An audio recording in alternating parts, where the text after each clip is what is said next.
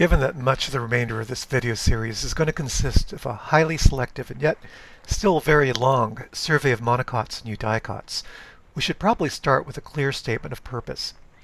In fact, one of the main objectives on the sabbatical project was to remedy my general dissatisfaction with the state of my own botanical knowledge, with me being the product of the university system in the United States in the 1980s. Like a lot of biologists specializing in areas of ecology and evolution that aren't particularly plant-focused, I took a couple of botany classes as an undergraduate. And the taxonomy that I learned there turned out to be very useful in field studies later, though at no time did I ever claim to be a botanist. Now, the classification system that I learned was based on Arthur Cronquist's authority, which was the gold standard of its day and is still actually used widely in botanical gardens worldwide. Although the main sphere of influence for the Cronquist system was my own home country, the United States. I did not know, for example, that in the UK a somewhat different system, that of Bentham and Hooker, was more widely used, and in continental Europe a system developed by Adolf Engler was the standard. And in much of the rest of the world, especially within the Eastern Bloc countries, but also somewhat in Asia, the Takhtajan system was favored. Basically, you had for many, many years all these different systems of plant classification and naming that share a lot in common, but differ in some key aspects. A plant genus, for example, might be placed into different families or orders depending on which system you were using. Now, all these systems were similar and based on the classical Linnaean taxonomic hierarchy, but they differed in some subtle points of philosophy. Some systems favored larger numbers of smaller families and orders, and these were called the splitters, while others preferred to be more inclusive in their definition of these higher taxonomic groupings, and these were called the lumpers. Now, none of these systems put a particularly high importance on phylogeny. In other words, they allowed taxa to be something other than clades or monophyletic groupings, which is kind of a big problem in the context of modern evolutionary biology. In the absence of good molecular data, this was unavoidable, especially given how rapidly angiosperms underwent their initial radiations. There was bound to be unresolvable overlapping of morphological character states that would make it impossible to resolve relationships among the taxa. Well, of course, all of that has changed, and a massive project by a collective angiosperm phylogeny group, comprised of a large and international team of botanical scholars, has amassed the data necessary to construct a family tree for plants based largely on molecular data. And in 1999, they published a comprehensive revision of flowering plant taxonomy. This was the APG. And it was updated in 2003, the APG II, and again in 2009, the APG III. And just like that, within the span of 10 years, the old Cronquist system that I grew up with was looking like an old, worn-out pair of sneakers compared with the inherently more biological and twice refined APG. And if I were Indian or Russian, it would be pretty much the same story, except instead of retiring Cronquist, I'd be retiring Takhtajan. For me, it was time to reboot. And if you're a teacher looking at these videos and the organization of plants here is a bit different than what you learned in college, it's likely because you took your botany earlier than the past 10 years or so. Are things going to change further in the next 10 years? Well, I would bet on it, yes. And I would guess that the entirety of the APG would agree. But compared to the differences between the old Cronquist system to the present, the changes we'll see in the next 10-15 years will be relatively minor. The main layout of the tree as given in the APG III, which is the one that I'm using as a framework for these videos, is very well supported and unlikely to be overturned. It's now down to a small handful of nodes in the ordinal level tree and quite a few more issues between families within orders that are not well resolved. The APG IV is being released soon, but the changes that it will make to the APG III are expected to be very minor, at least when it comes to the relationship among the orders. So now let's get to our survey of eudicots. They're much bigger and more diverse than monocots, but I want to save the monocots for last so we can finish things out with this comparatively easy and also very highly important group. The eudicot clade is extremely large and diverse, accounting for something like 70% of all flowering plant species. They do have one good synapomorphy, which is triculpate or three-furrowed pollen. You can see that in this pollen grain there are 3 grooves, one is behind, and this is a characteristic of eudicots. Okay. Now this is in contrast with a monosulcate pollen, or one-grooved pollen, that we find in the monocots and the magnoliids and the A and A grade plants. Okay. Now once you get past the basal eudicots, the pollen is either tricolporate with 3 furrows and also 3 pores, or even further derived, like this triangular triporate pollen, where you don't really see any grooves, but you do see very distinct pores. But always the basic structure of eudicot pollen is based on 3s. 3 grooves, 3 pores, 3 angles. And apart from the pollen, there are a couple of other helpful pointers that suggest eudicot. But this will largely consist on establishing that the plant is neither a monocot nor a magnoleid or ANA grade plant. Flower morphology is the best, though not infallible, clue. If you remember from a previous video, magnoleids typically have spirally arranged tepals that are somewhat variable in number. Monocots also have tepals, but typically in whorls of 3. Now eudicots, in contrast, typically have sepals that look very different from petals. And it's usually a whorl of 5 sepals, forming a calyx, which is the green part that encloses the flower bud before it opens. The whorl of petals is also usually in 5, forming a corolla. And the calyx and the corolla together make the perianth. And so the majority of eudicots that have regular flowers have the perianth parts in 5s and rarely 4s. So if you see a plant with a flower that looks like this, sepals and petals distinct, 5 petals, think eudicot. Eudicots typically also have broadleaves with reticulate venation, and this makes them different from monocots, but it does not distinguish them from magnoleids or ANA grade plants. Leaf venation alone is not enough to identify eudicot, though it could help if used in combination with floral morphology. Honestly though, I think that it's a totally fair approach to presume that whatever you're looking at is a eudicot until you're convinced otherwise. Remember that eudicots are 70% of all flowering plants, so even with no further data, the odds are in your favor. Now if you have data from pollen, then yeah, go with that. That would be close to 100% reliable. If all you have are broadleaves and 5-part flowers, then you're about 95% safe in calling it a eudicot. So again, here in green is the bottom part of the eudicot tree, and I'm also including the Ceratophyllales, a monotypic order that really has only one family and genus, Ceratophyllum, which is a waterweed that you can find in freshwater lakes and ponds around the world. Now Ceratophyllum is a sister to the eudicots, the closest relative of eudicots without being a eudicot itself. It's also something that's relatively easy to find, probably as close as the nearest pond or weedy lake. It's also fairly well documented in the fossil record. This is Ceratophyllum fossilum from the collection of the University of California Museum of Paleontology. But now, turning our attention to the true eudicots.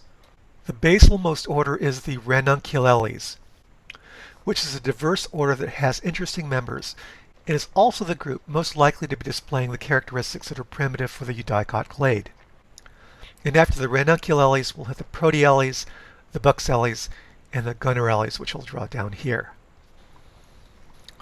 Now farther out in the tree, past the Gunnerales, we get to a major splitting into many diverse groups, most of which are classified into either the superasterids or the superrosids, but we'll save them for future videos. We're not going to go over all plant orders and families. There are whole lineages that I'm going to skip over without even mentioning. Out of necessity, I'll be applying a filter from here on to determine which families and orders to include in our discussion, because if I didn't, this survey would be ridiculously long and covering way too many groups of plants that you'll never see or otherwise care about. Now my filter is based on whether I think a plant family or order is something that you're likely to encounter as a person living in Southern California, and without having to look too hard to find it. If the answer is no, the whole taxon gets mercilessly chopped. But otherwise, I'll spend at least a little time talking about it. Now you can get more complete listings of plant orders and families from several sources, but I recommend the American Journal of Botany site hosted by the Missouri Botanical Garden, which by the way is one of the best gardens in the whole world. Here's the URL.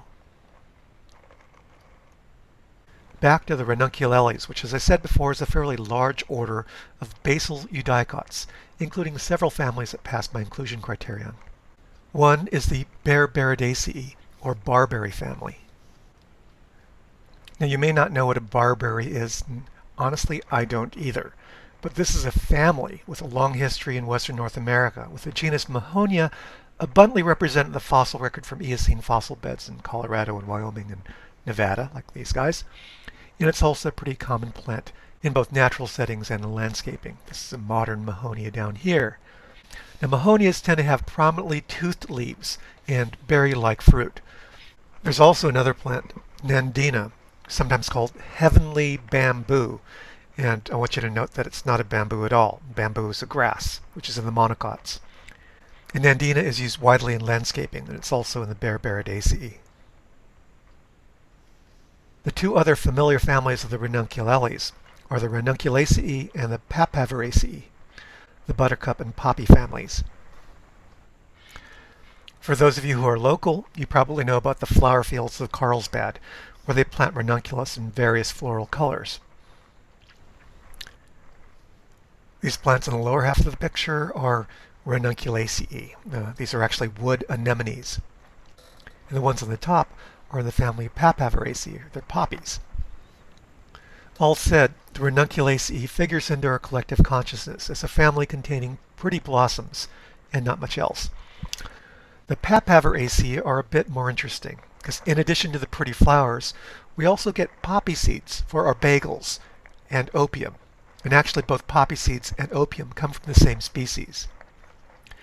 Natural opium, harvested from latex oozing off of the seed pods of opium poppies, is still the source of the natural opiates morphine and codeine, as well as the starting material for the semi-synthetic opiates like hydrocodone and oxycodone.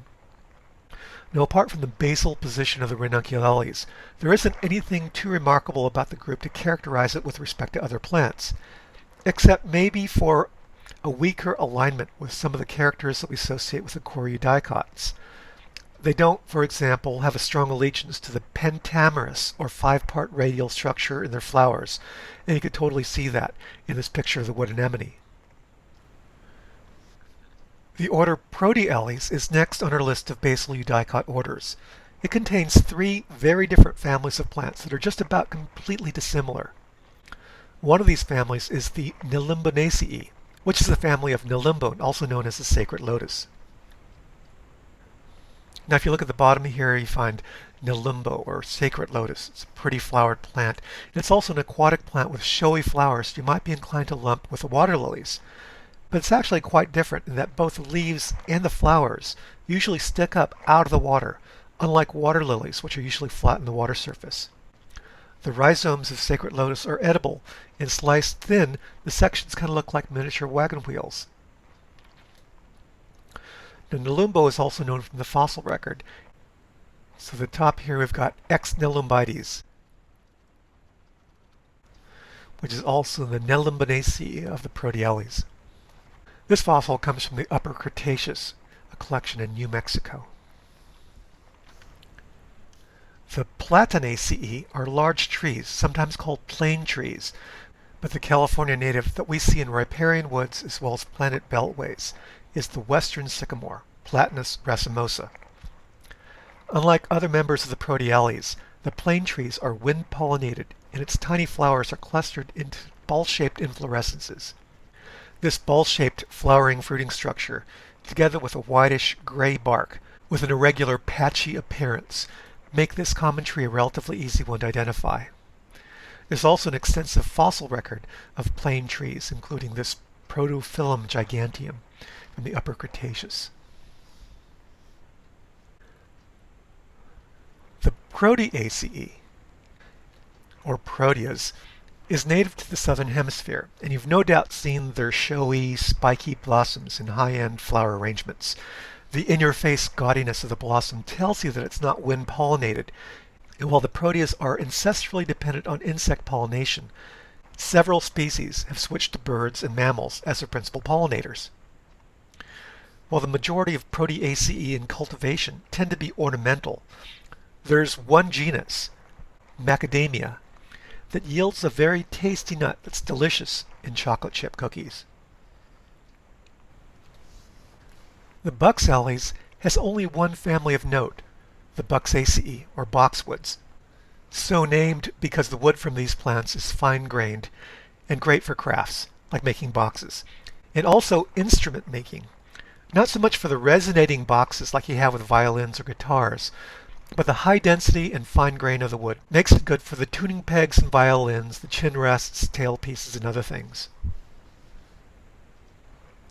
Like the Proteales and Ranunculales, these plants also lack the regular floral formula that's a derived characteristic among the core eudicots. Even if you don't play the violin, you've almost certainly come across the boxwood in your lifetime.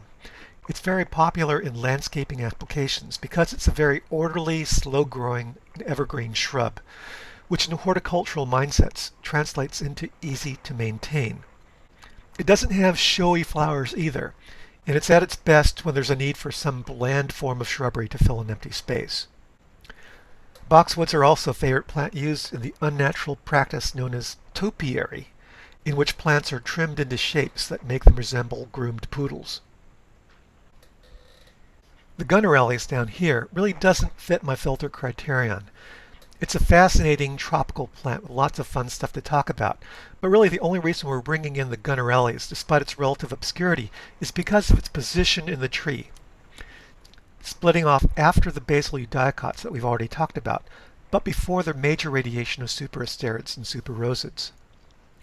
So there must be something special about the Gunnerales that makes us want to classify it together with the core eudicots. The APG actually recognizes everything from here outwards as core eudicots. So maybe there's some kind of morphological similarity, something that you don't see in the Buxales or the Proteales. Well, this time it has nothing to do with morphology. Remember our talk about polyploidy? Well, what the Gunnerales shares with the superrosids and superasterids is not just a whole genome duplication, but a whole genome triplication.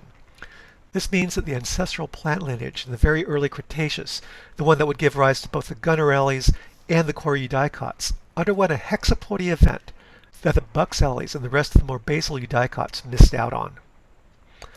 After the hexaploidy tripled the number of chromosomes in this species, it underwent a massive radiation, or at least you have the superrosids and the superasterids undergoing a massive radiation, while the Gunnerales don't undergo the radiation, even though they do start off with the same genome triplication. This is an illustration of what we talked about in an earlier video, that the whole genome duplication, or in this case triplication, is associated with pulses of rapid radiation, but it's not a guarantee that such radiation will occur. Up to this point, we've been talking strictly about the basal orders of eudicots, in which pollen is merely tricolpate, three-furrowed. The full tricolporate structure associated with core eudicots has 3 pores to go along with the 3 furrows. The Gunnerales is also a bit ambivalent when it comes to pollen structure. This is a picture of Gunnera, something that you'll see if you go to Costa Rica, or pretty much anywhere in the tropical Americas. As an order, the Gunnerales has 2 families. One family, the Gunneraceae, seems to have tricolpate pollen, while the other family, the Myrothamnaceae, has tricolporate pollen. Also, this is a good time for us to re-anchor ourselves chronologically in the history of plants, because we can use the first appearance of tricolporate pollen, this type here, to estimate the abundance of core dicots as starting around 103 million years ago. And while we're at it, we might as well cover the entire sequence of angiosperm pollen as we see it unfolding in Cretaceous sediment cores. Now, starting at around 125 million years ago, we get the tectate, columellate, monosulcate, or single furrow pollen of the basal ANA grade angiosperms and magnoliids and the monocots. Then, at around 108 million years ago, you start to pick up the tricolpate pollen of primitive and modern basal eudicots, followed by the tricolporate pollen like most modern eudicots by 103 million years ago. By 98 million years ago, we start seeing some of the even more derived pollen morphologies that are limited to particular groups of flowering plants, like oak trees. They have their own special pollen structure. Now, this pollen record basically gives us a 5 million year window near the middle of the Cretaceous for the sequence, starting with the origin of eudicots up to the radiation of the core eudicots. This is at odds with molecular-based estimates for the radiations of eudicot groups, which place the origins substantially earlier than this. In other words, if you were to ask a molecular botanist and a paleobotanist when the Gunnerales split from the rest of the core eudicots, you'd likely get two very different answers, with a paleobotanist's estimate near the middle of the Cretaceous, and the molecular botanist giving you an estimate much earlier and possibly even before the start of the Cretaceous. This incongruence between fossil-based and molecule-based estimation of divergent states is actually very, very common. And in my experience, history tends to favor the paleontologists on this one.